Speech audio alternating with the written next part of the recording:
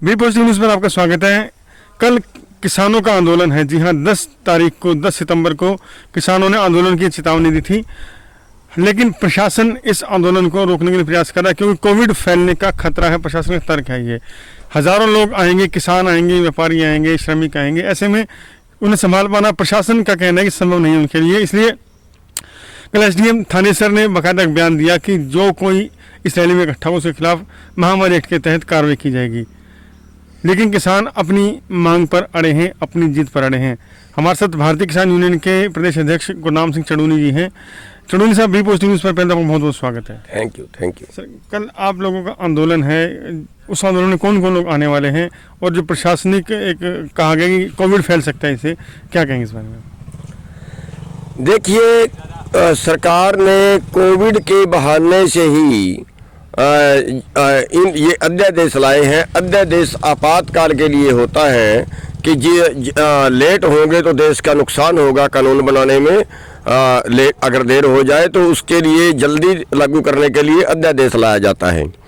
अब इन्होंने जो आपदा को अवसर में बदला कि अब बगावत नहीं होगी, अब देश के लोग जो रहे वो आंदोलन नहीं कर पाएंगे।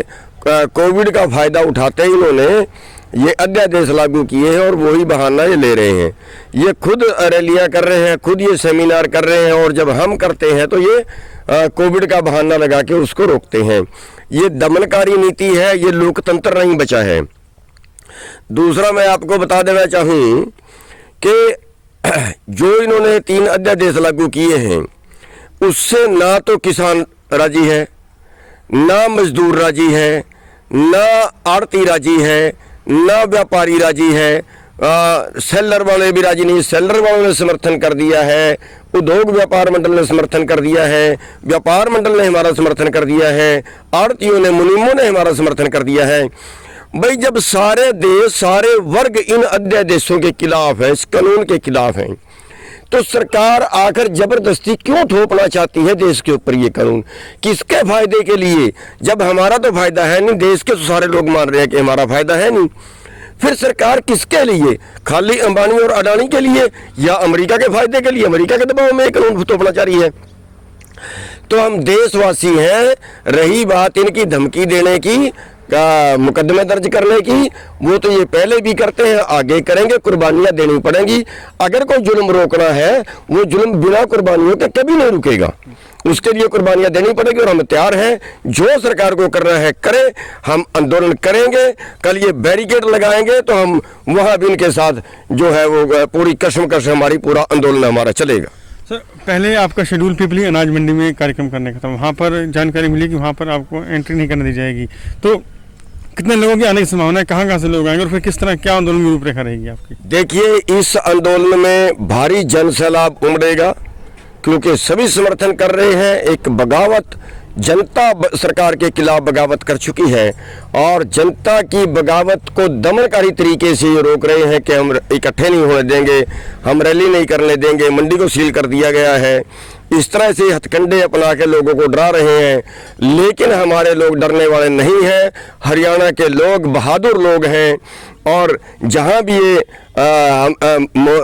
बैरिकेड लगाएंगे, जहां भी ये रोकेंगे, हमारे ज़्यादा से ज़्यादा लोग वहां पे आएंगे और वहीं पे हमारा मोर्चा शुरू होगा। जब तक ये हमारी बात नहीं मानते, हमारे लोग मोर्चों पे डटे रहेंगे, ये घर वापस नहीं जाएंगे।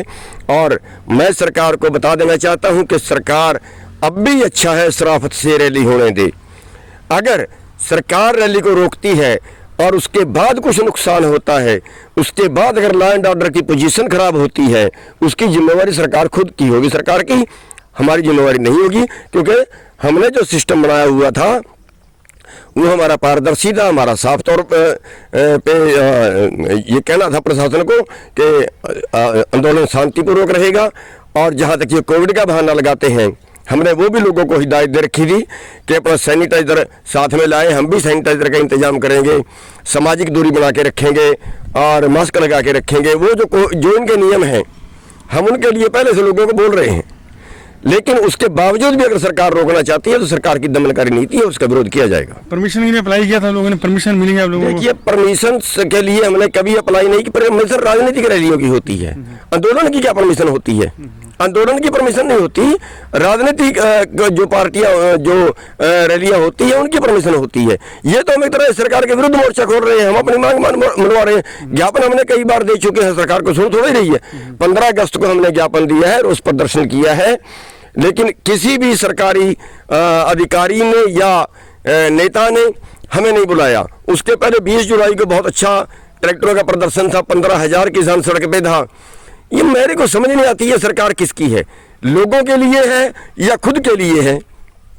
जब जनता विरोध करती है, जब इतने बड़े हम 2 प्रदर्शन कर चुके, क्या इनको बुला के बात नहीं करनी चाहिए? तो इनके घर का देश थोड़ा ही है, देश को बेच डालेंगे।